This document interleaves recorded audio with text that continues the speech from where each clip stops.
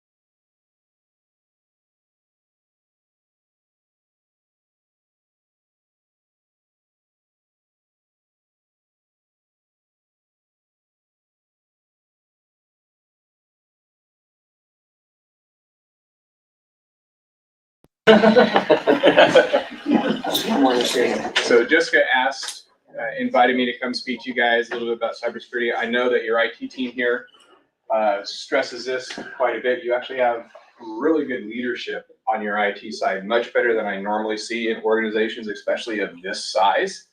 So you guys should be very happy with that. So hopefully I'm just reinforcing things that maybe you've already heard once, twice, or 27 times already. A little bit about me. I've been around in IT way longer than I really want to admit. I touched my first computer in 1980 when I was 12 years old, and was very fortunate to find the thing that I loved very early on in life. I've focused on that pretty much ever since. I've been on the professional side for almost 37 years now. Started my company, it'll be 15 years ago in May. And we focus on cybersecurity, and we do a lot of work on the healthcare side. So we're bound by HIPAA, which means that we have to concentrate a lot on the cybersecurity side as well. A couple other things. I have been a contributing author to a book. I'm working on a second one right now that's geared towards small and medium-sized businesses and how to leverage technology. I spend a lot of time working with youth. I put together the very first cybersecurity camp in Southwest Florida that was held last year at FSW in Cape Coral. We're doing a second camp this year. I was on a meeting just before I came into this today.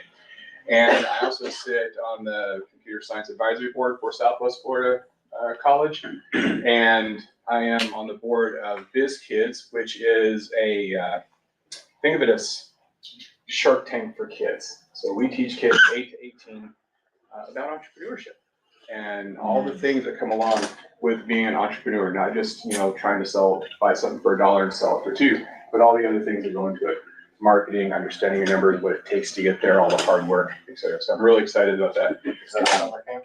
I'm sorry? Is that a summer camp? It is not a summer camp, but it is. There are multiple events for kids to participate in. If anybody's interested in learning more about that, come see me after. I'd love to talk to you about it. It's a great organization, And I've watched kids average $500 every time they go to an event selling their stuff. There's a young lady that sells lemonade, cleared $1,000 at one event. You can't make that up. I mean, that's just crazy. What's in the lemonade? Lemonade. I don't know what she put in the lemonade, but yeah, she did very well.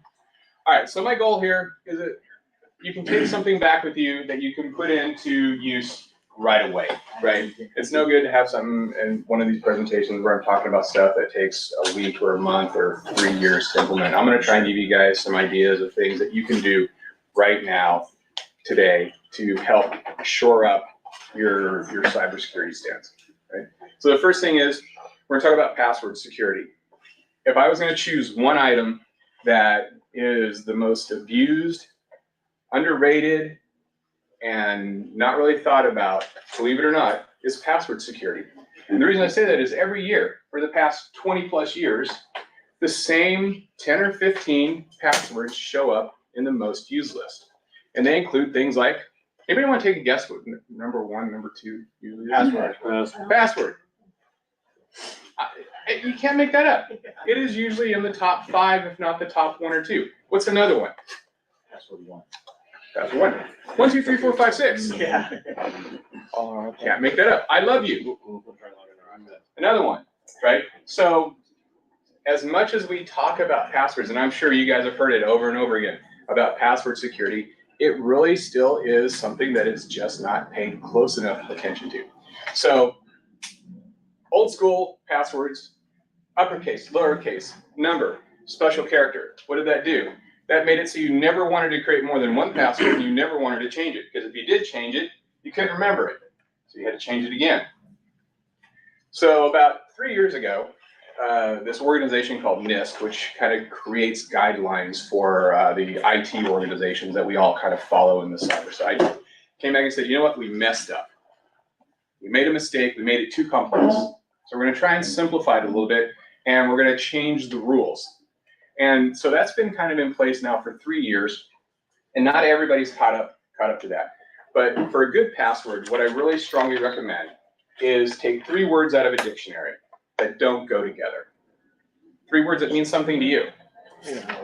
Push them together. If you want to throw a number in there, great. If you want to throw a special character in there, even better. I do suggest mixing up uppercase and lowercase, at least in that 3 words, and it should be at least 12 or 13 characters long at a minimum. If you can do that, and you can do that for each of your accounts, don't use the same password, you will have made a huge jump in your password management and your password security. It's not hard to do, and it should be a little bit easier. The other thing that we took away is randomly changing passwords for no good reason. Remember the days when you'd be forced to change a password every 60, 90, 120 days? Why? Why were we doing that? Because somebody might have had the password? Now the guidance is we only change our password if we know or if we suspect that that password has been compromised. There's no other reason to change it. If we don't think it's compromised, we can still use it. All right. Unique for each account. Kind of cover that a little bit. Your password for your Facebook and your Chase banking account should definitely not be the same. Your password for your Yahoo account and your Instagram account shouldn't be the same. In fact, as much as you can, you should have unique passwords for every one of your accounts, at least your important ones, which would be your social media, your banking, at a minimum, your work accounts, email accounts, all right? And the last one on there is password managers. These are tools that help you keep track of your passwords, and I'm not talking about a Word document, all right? Who's using the Word document, right? Or the Excel document that has all your usernames and passwords in it, right? I'm talking about a true tool that you can go out. There's many out there to choose from. A lot of them start out as free, and the others are dirt cheap if you want to pay for them and get all the functionality. The idea is you remember one good password, your password manager does the rest. It remembers all the passwords for all your sites. It'll create random passwords for your accounts if you want it to. It'll actually fill in the account information on a website for you. Right? So it's a big ask to change your passwords to something that's a little more secure. It's a bigger ask to say, I need you to do a separate password for each one of your accounts. Using a password manager will help bring those together and make it easier for you. Okay. Question? Are there password managers for your phones now? Absolutely. That'll autofill? All of them, yes. Yes. Okay. Not only will it autofill websites, it'll autofill your apps. So it'll do that. So if I Yeah. wanted to do something like on Chase or something like that, it'll autofill. I use it all the and manage time. that. Yeah. Okay, cool. Absolutely. Any other questions before we move on? I didn't know We can always come back too, but that. I didn't know good. All right. Secure email practices. We talked about passwords, and then we're going to talk about two-factor authentication. Who here does not know what two-factor authentication is? I'm going to be surprised if anybody doesn't know here. Awesome.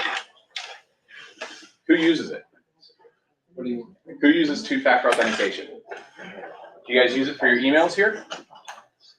We're getting connected to that, You're getting yes. connected? All right. Yeah. So what two-factor authentication is it helps verify you are who you say you are.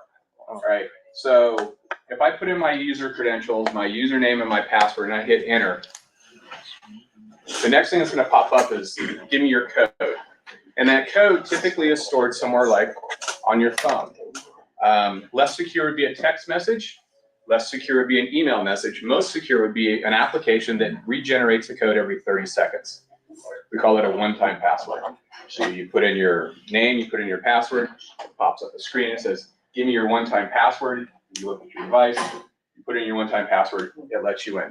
Now, this prevents things like phishing emails that I'm sure you guys get all the time. And if you make a mistake, because it was a really good phishing email, and you put in your account credentials, the bad guy still can't get in because he doesn't have your two-factor authentication code. He doesn't have what's showing up on your phone when you try to log in. All right, so two-factor authentication helps reduce account compromise significantly. Encrypt sensitive information. If you have sensitive information that you're going to email, there are different schools of thought of how to go about this. I'm of the school of thought that it should be encrypted before it goes into your email account, before you email it. So there's a couple of different ways you can do that. You can zip it up, what we call zip it up, and put a password on it. And what that does is that you can send that file on your email to your person you're sending to, call them and tell them what the password is. But if somebody compromises your email account, they don't get to see what's in that confidential information because they don't have the password to unzip that file. There are other tools that you can use, third-party tools that you can upload sensitive information to a website, send an email to the person that it's destined for, let them know where it is. Sometimes they get a link, click on the link, they have to go to that website to pull it down. What I'm not a fan of are tools that say they encrypt your email while you're using it. So you upload sensitive information and it says your email's saved. Your email's safe as long as you're not logged in. But most of the time that we have an email compromise, somebody's using your credentials, so they get all the access that you have, which means they can see that confidential information that is sitting in your email box. We run into this a lot with HIPAA and healthcare of companies wanting to send personal health information via email, which is a top one sin. We do not want to do that. We don't want to see that in email. So we have different tools and strategies of how we can allow them to do that securely. And don't be a fish, right? I heard somebody talking about it earlier. It sounds like you guys probably do phishing campaigns on a regular basis. They're getting better. AI is making them better. The misspellings are going away. The cadence in the email is getting better. And I would say that not just email is what you need to be looking for, but it's text messages. The response to text phishing attempts versus email phishing attempts is exponentially better in text. I got a story later on that involves that and identity theft. So you're getting phished in a lot of different places these days. You're getting phished in email, you're getting phished by phone, you're getting phished by text. If you get a phish by text, don't reply back and go, screw you. All it does is verify that number is good. Just delete it. Block it and delete it if you can. Because what you don't want to do is verify your number is good, because then you're guaranteed to get a lot more text messages to your phone. Any questions? All right, phishing, smishing, we talked about that just a little bit. Things that I'm sure you guys all know by now. Think before you click. Look at that email. If it's too good to be true, It probably is. If you weren't expecting to get it and it's asking for information, probably a phish. If it's asking you to act in an urgent matter and wants you to do something right away, probably a phish. If it's important and you deleted it, and if it was real, the one time out of 100 that maybe you get it wrong because you're being safe, they're going to contact you. Hey, why didn't you respond to my email? Right? Oh, I thought it was phishing. It didn't look right. People respect that, actually. It has been my experience. So be very conservative, be very aggressive when you're looking for phishing emails, because that is by far and away the number one way that bad things happen in organizations. Pick your statistic. It's above the 80 and 90% level. That is the initial entry is through a phish email. We talked about spotting and signs, report it. I don't know if you guys have a mechanism to report suspicious messages. If you do have a mechanism for that, I'd encourage you to use it. Otherwise, just simply delete it. This is a personal pet peeve of mine. QR codes. Who here does not know what a QR code is? Who here scans QR codes? Yeah, I know more of you do. Okay. Well, we want to find out what the pet peeve is before we start. Fair enough. Fair enough. All right. So here's what happened. QR codes existed prior to COVID. They were not widely used. They were not widely accepted. COVID hit. Nobody wanted to touch anything. QR codes became, call it socially acceptable. Not only socially acceptable, widely trusted. Now, what happens with things that you can't see what you're really doing and are widely trusted? People like me on the other side of the fence think of ways to abuse it, which they have. So if you scan a QR code and you say, take me to that website, you have no idea what website you're actually going to because you didn't look. How many of you would pound just a random website into your browser and hit enter? Anybody? Always, okay. You live dangerously, my friend. QR codes are about the same thing. If you scan a QR code and you don't look at the URL, the location that it's taking you to, you could be going anywhere. So, me in my mind, during COVID, when I saw all these pieces of paper laying around with QR codes on them for menus and advertising and all sorts of other things, I'm thinking, how easy would it be for me to take this piece of paper, put my own QR code on it, somebody scans it, I take them to some nefarious site that downloads malware onto their phone or whatever it is I want them to do, and then I send them to the menu. Or something that happens in the wild, parking meters. How many of you scanned a QR code on a parking meter? You scan it, you put in your credit card number, right? Are you sure you go into the parking meter company? That's actually one that's in play right now, happening all the time. I have an Instagram and a TikTok about QR codes, has over 3 million views or so, and it's a side-by-side of somebody in Colombia putting a sticker over a real QR code with the intent of people scanning it and putting in their credit card information. Oh, I've seen that. There you go. Yeah. I've seen that video. Have you? Yeah, if you've seen it, that was probably me. So my pet peeve about QR codes is that they are unsafe if not used wisely. I started with just don't do it. That's like saying don't use the internet, right? So I backed off that a little bit and I'm saying use it wisely, use it safely. If you scan a QR code and the URL comes up bit.ly/743, I personally wouldn't go to it because I have no idea where that's going. That's called a bit.ly code. It shortens up the URL. But if I scan it and it says the restaurant that I'm at /menu, I'm highly confident that that's probably taking me exactly what I thought I was getting when I scanned that QR code. All right. So the message here is verify before scanning, understand your destination, and be cognizant that this is a pathway that bad guys are using, threat actors are using more and more to scam. Okay. Any questions? Anybody think about QR codes being used in that way before right now? Okay, awesome. Yes, sir. Is there malware that if you click on a website on your iPhone? I thought Apple's pretty good about. No? Apple came out with no less than 12 or 14 zero-day updates to their iOS on their phones and their iPads last year, which means that there were flaws that were not accounted for, that were being actively exploited in the wild. So there's a myth that iPhones are more secure than anything, that a Mac is more secure than anything. If it's a computer, it can be hacked, it can be breached. It's no more safe or no less safe than any other device. Be careful. And update. Don't skip updates. We'll talk How about well that. is iPhone lockdown working? I'm sorry. How well is iPhone lockdown working? I'm not familiar.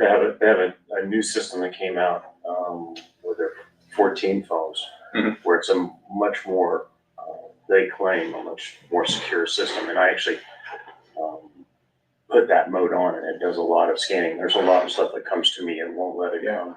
I would say it makes it probably better, but it's not fail-safe. If it is a electronic device, there is a way that it can be hacked. And that's the unfortunate way that you really need to think about it. You want to do all these different things, right? You stack your security, you do good passwords, you shoot QR codes right, you do some of the other things that we talked about. So you stack your security so you give yourself a better chance of bad things not happening to you. But I wouldn't put all my eggs in one basket and say Apple took care of me. I wouldn't do that for Android, Windows, any of them. Social engineering. So this is the attempt to trick you into giving up information. Good morning. What's your name? Jisvia. She just gave up information. Yeah, I did. All right. Should have said Steve. That's a simple example, right, of what happens, of just how easily, because we're humans, and humans want to trust by nature. Yeah. Bad guys take advantage of that. I love magic. I'm an amateur magician. I've loved it since I was a little kid.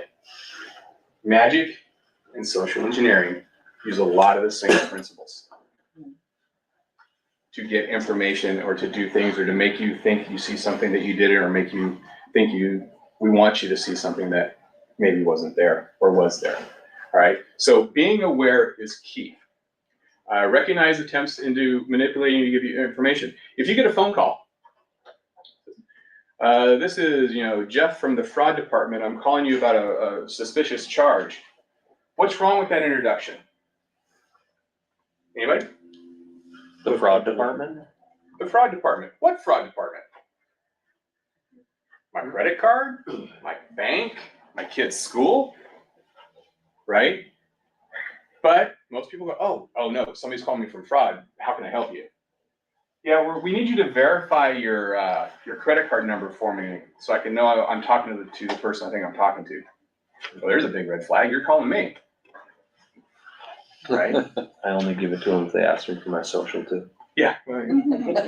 So you just need to be aware that these are techniques that are being used. Another one we were talking about a little bit today.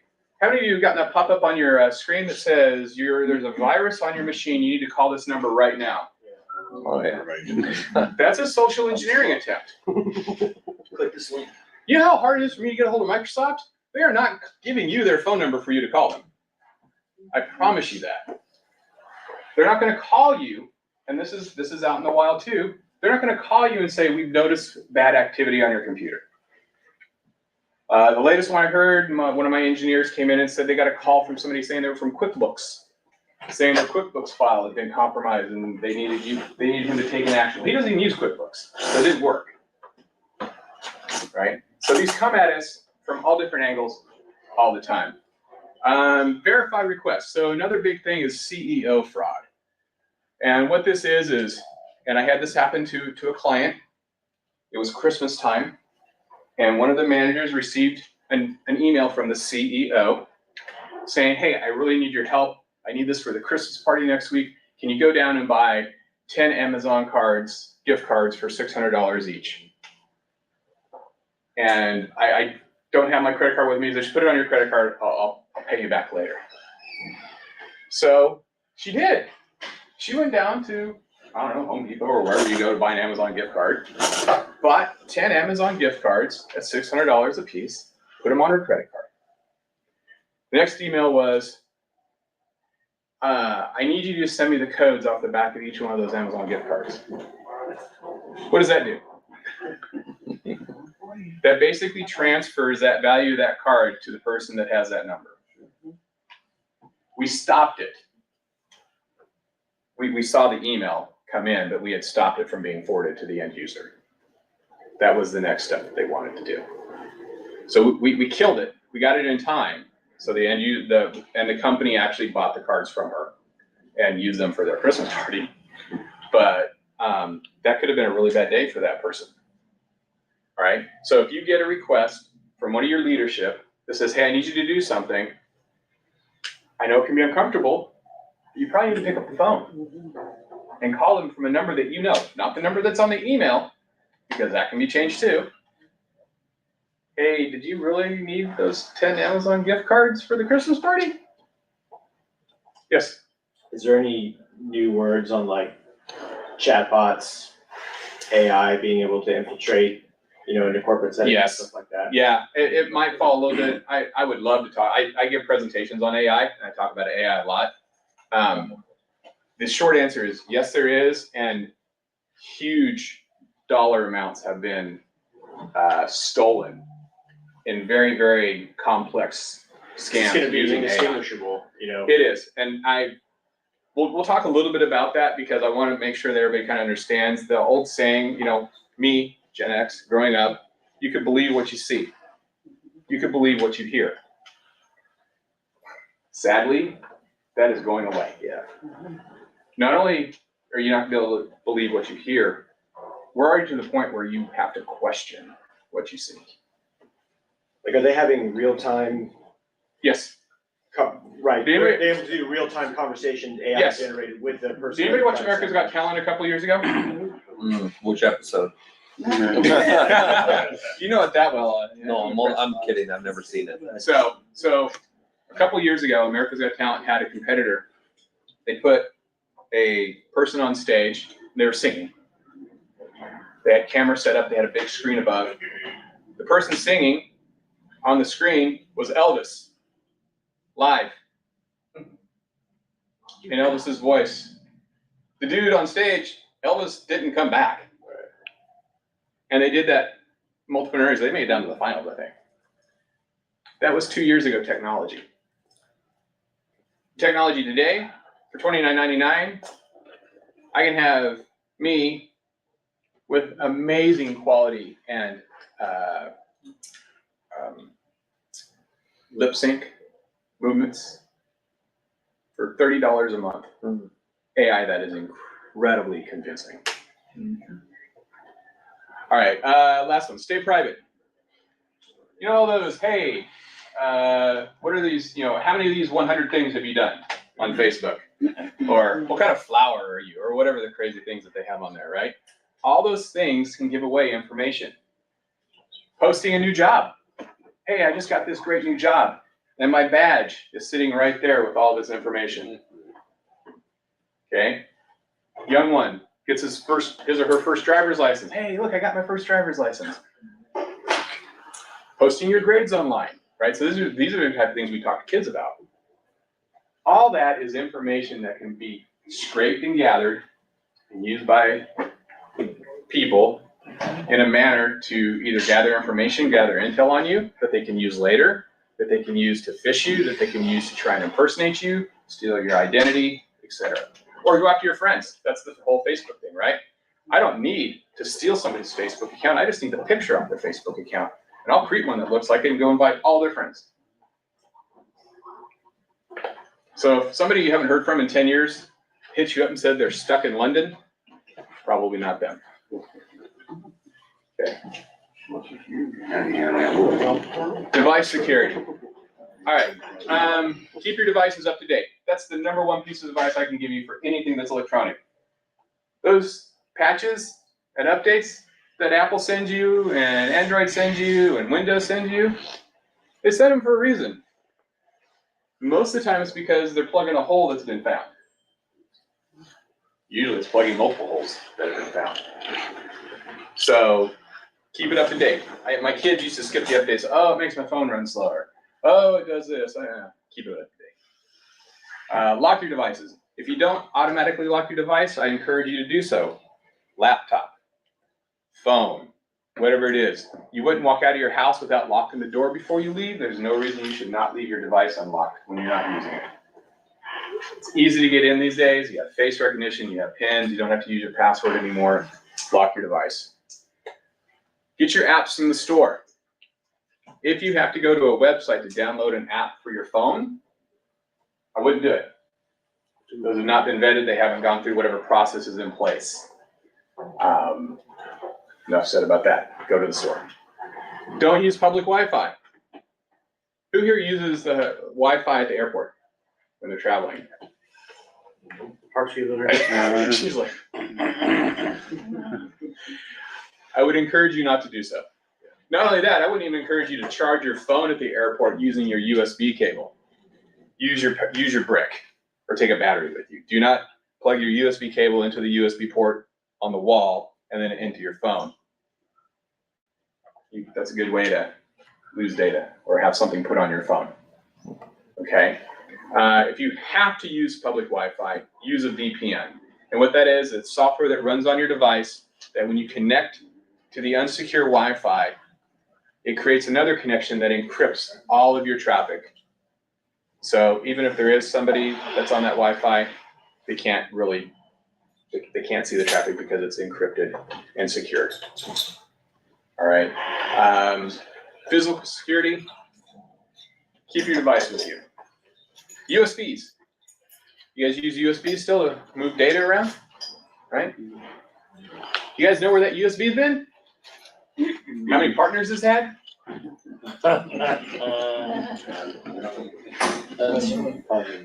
Right? There are no USB companies. We have a rule in my office. If that USB didn't start coming out of a package in our office, we don't use it.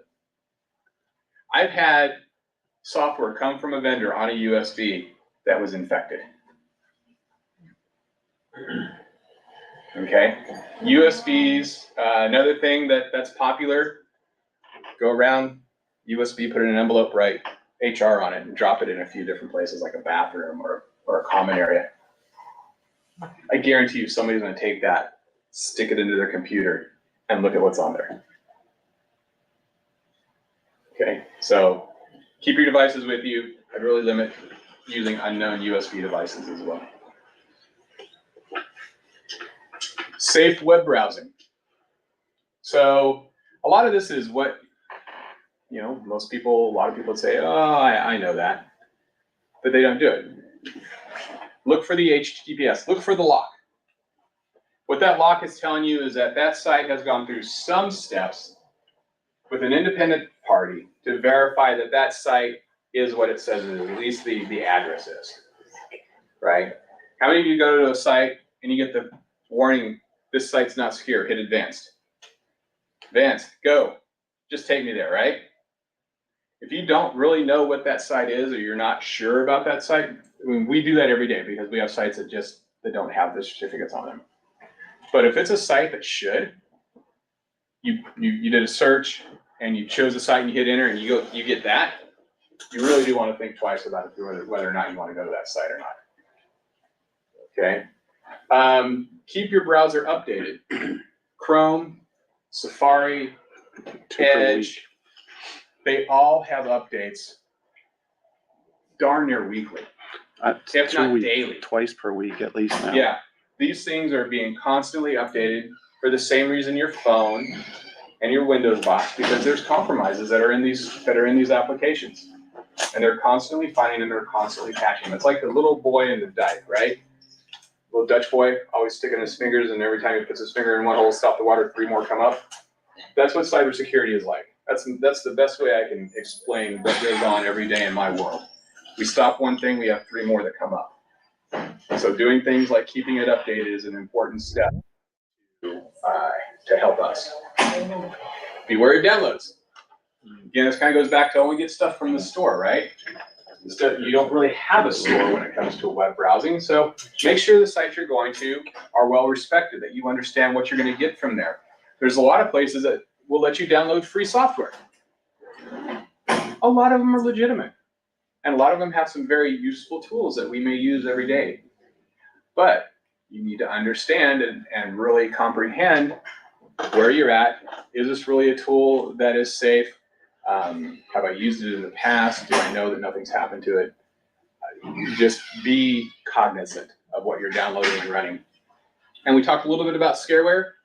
Your machine has a virus, call this 800 number. Never call the number. And if for some reason you do call the number, don't ever let them get on your device. That's one of the first things they're gonna ask you to do.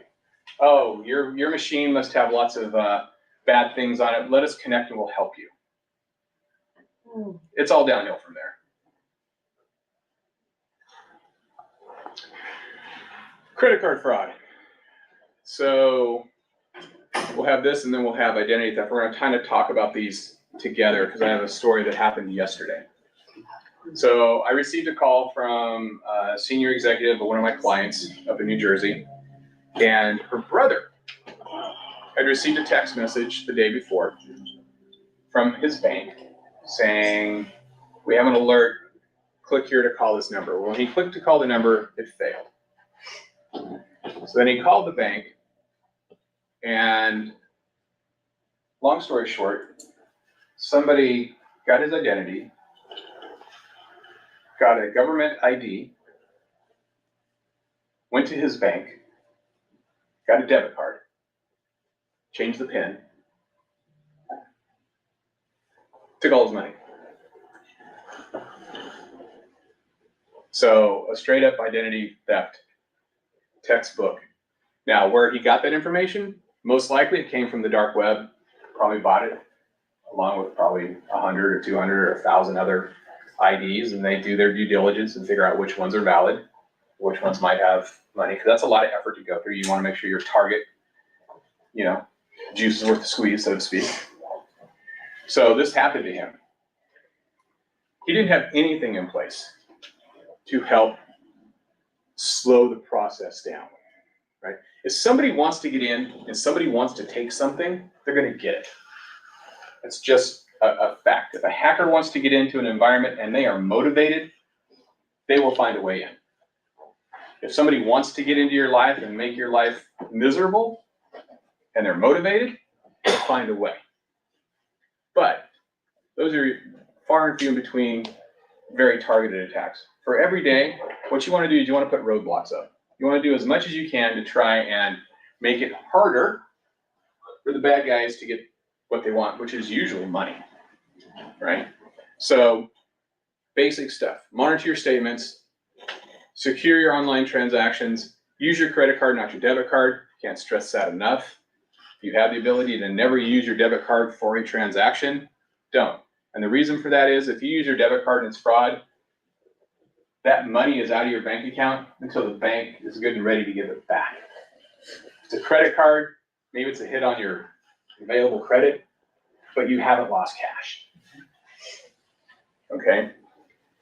As soon as you're suspicious, let your bank know. All right, so that's kind of how to kind of watch this. Let's talk about things that we want to do to help slow the roll of the bad guy, so to speak. Make sure you're shredding sensitive documents. How do you get, it's not as common today, but I'm sure some of us still get credit card bills in the mail. We still get mortgage payments in the mail, maybe health information in the mail.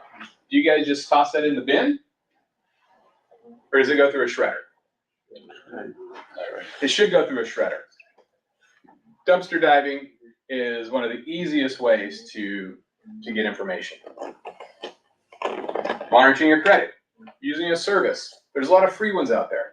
I even recommend finding a paid one. LifeLock is the well-known name. There are plenty of competitors that don't cost anywhere near as much that will provide the same level of service as LifeLock. If you want to search one, search LifeLock competitors. You'll get a whole list of them. Okay? They will proactively watch your credit and for you. And they'll watch a lot of other things as well. They'll watch the dark web for you if it's part of their service. A good one will have that. They'll watch other places other than just your credit. Act quickly. That's the one thing this executive brother did. He acted quickly. He got on top of this real fast. But he still has a lot of work ahead of him. So let's talk about some of the things that he could have done to maybe slow this thing down. When he walked into the bank with that ID in New York City, showed it to the teller or the new accounts person or however he managed to get the debit card. If he would have had a passphrase on his account or a passcode, a verbal word tied to his account, that would have ended the transaction right there. No debit card, no PIN number. Just a guy with an ID walking out with no more information.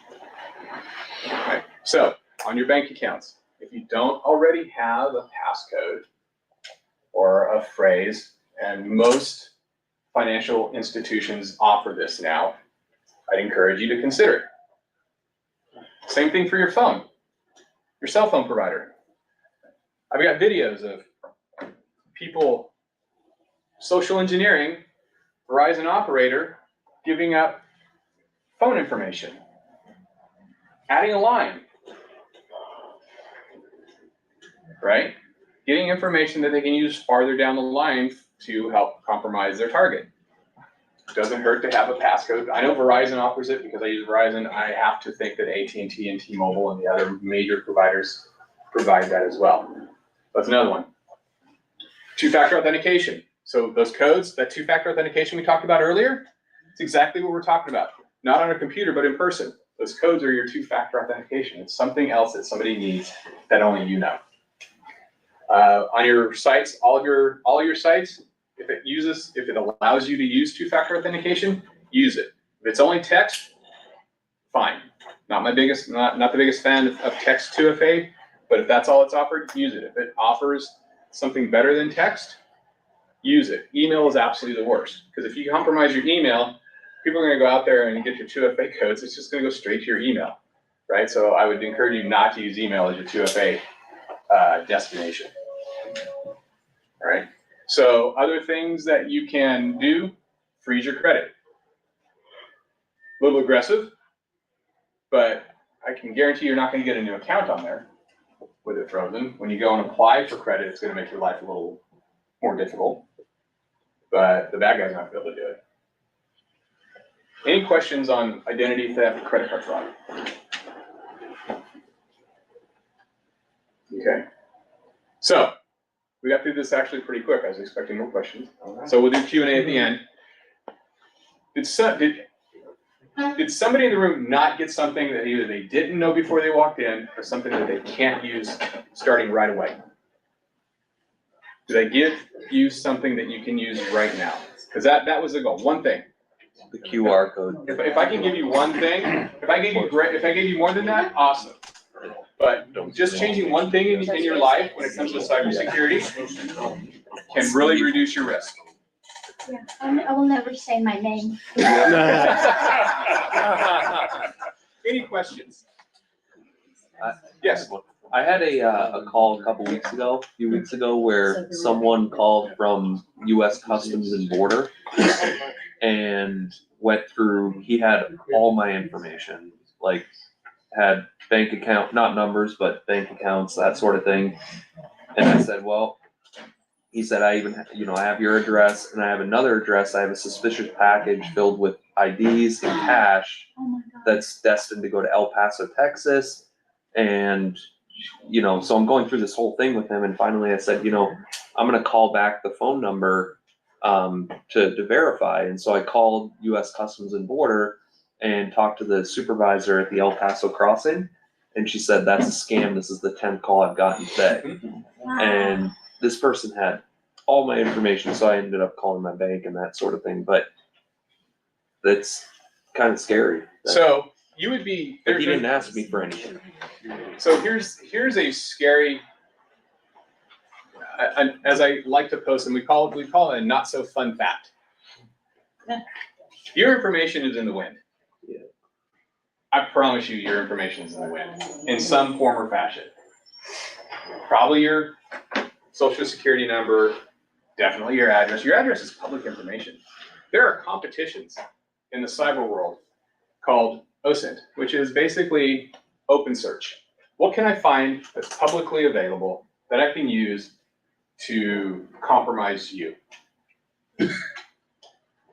You'd be amazed at what we can find. I actually had as I said before, I coach cybersecurity to teens and high schoolers and middle schoolers.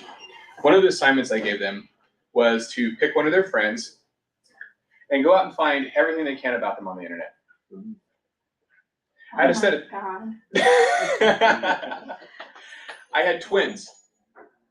Obviously, they know each other their whole lives. They chose each other. When they found out stuff about each other they didn't know, that was the most powerful point of that assignment. When twins who have lived together their entire life found out things about each other that they didn't know. Now, the other part of this assignment was for them to go out and find things. And if they found something that was shady that this person has been posting, it was all about what you shouldn't post on social media, which is a lot. Let them know privately. We didn't want to air that dirty laundry in class. Let them know privately what you found so they can have the option to take it down. But the moral of the story is there is so much information about you that is publicly available. I don't have to pay for it. I just have to know where to look for it. The shady guys, they know exactly where to look for it. So anytime you have an opportunity not to share something about yourself, take it. Because enough of your information is already out there. Don't help them. Is really what I'm trying to say. Anybody else have a question? Yes, ma'am. What is that like in the future that might be today? But in money, people paying for their privacy, I guess that's gonna be like a big thing. Like somebody paying like to you or IT guys for like disappear me from social media or give me my privacy back. Is that something that's coming?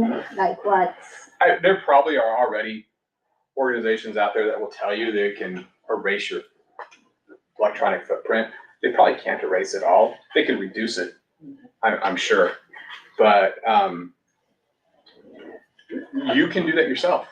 Delete your Facebook account, delete your Instagram account, delete your TikTok, delete your WhatsApp, delete your everything. Not very practical, but it's possible, right? I do have a few minutes. Let me talk about AI. I just wanted to ask, what about things like white pages and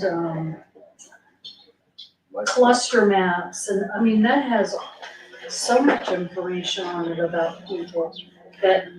So that information, it's not terribly different than, again, I'm gonna go back to the time where you and I grew up and we had phone books, Yeah. right? Just look somebody up in the white pages, look around. Most people probably know what white pages are. Right, we can get the address, unless you listed your number, unless you listed it as private, right? That you're not really gonna get around. It also has like your birthday. Some of them will, and that's all public, again, public information that at one point or another somehow got out there or was scraped from somewhere else. Now, a lot of those sites you can go to and say, please take my information off. You can even do that for the sites where people pay to do background checks. You can ask those sites to take your information out. You have to follow up with them, make sure they do it, but you can definitely ask them to do that. And if you're vigilant, you have to be really vigilant and go to a lot of places to try and wipe your digital footprint out. But why would they remove it?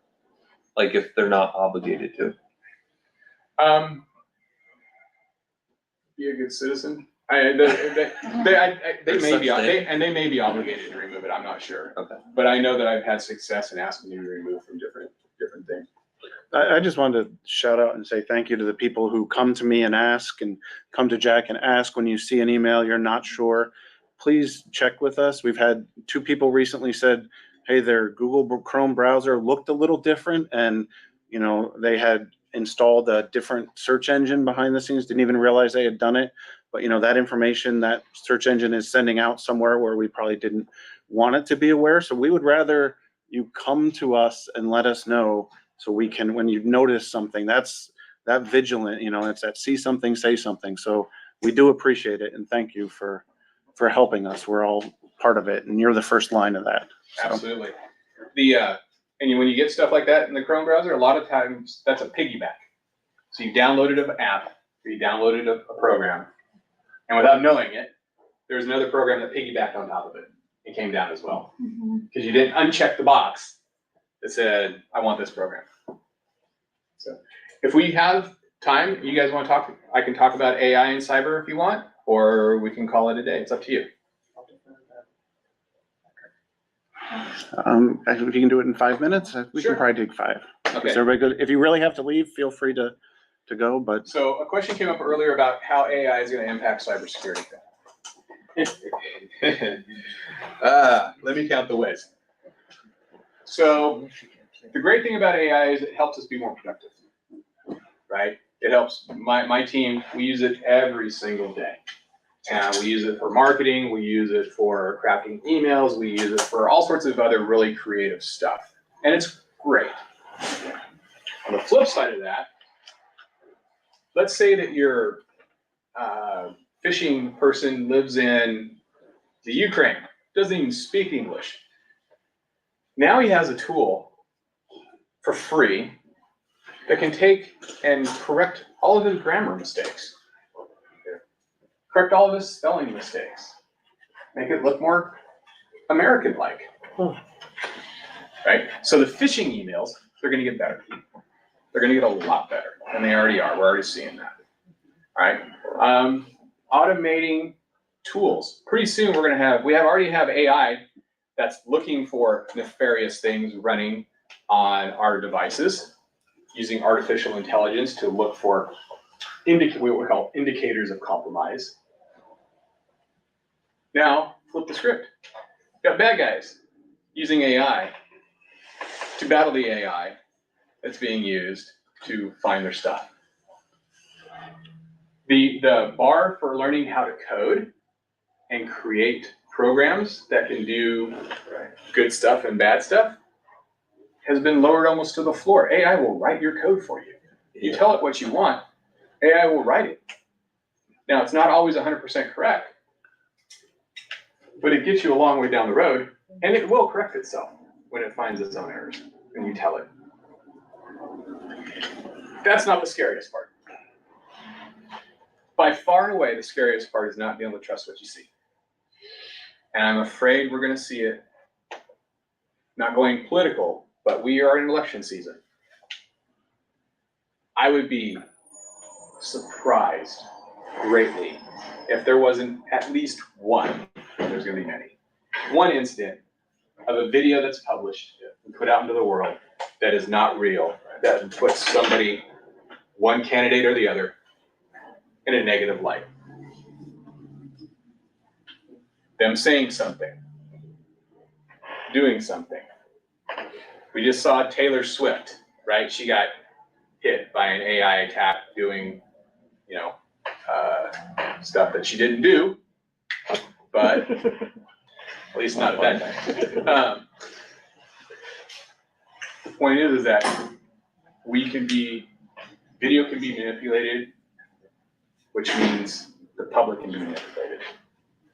And AI is going to play a huge part in that going forward.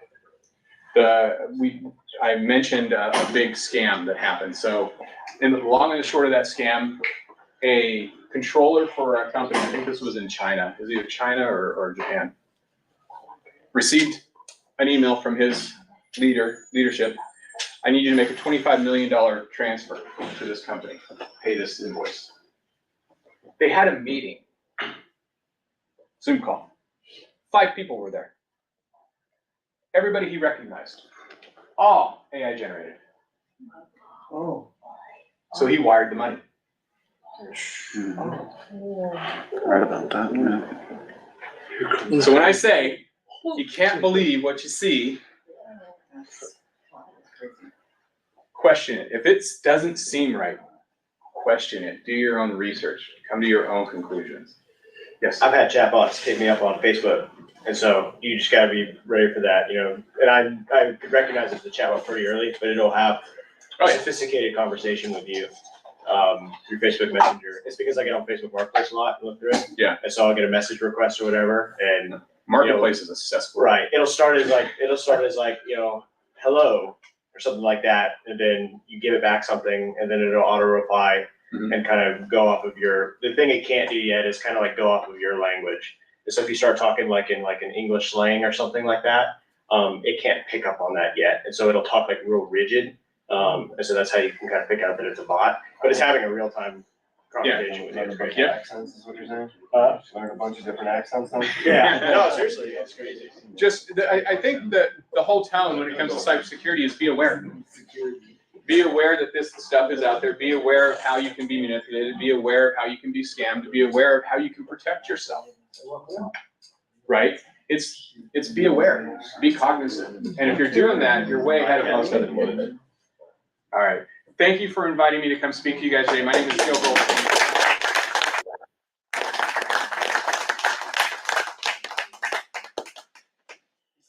Was that really Jack on there?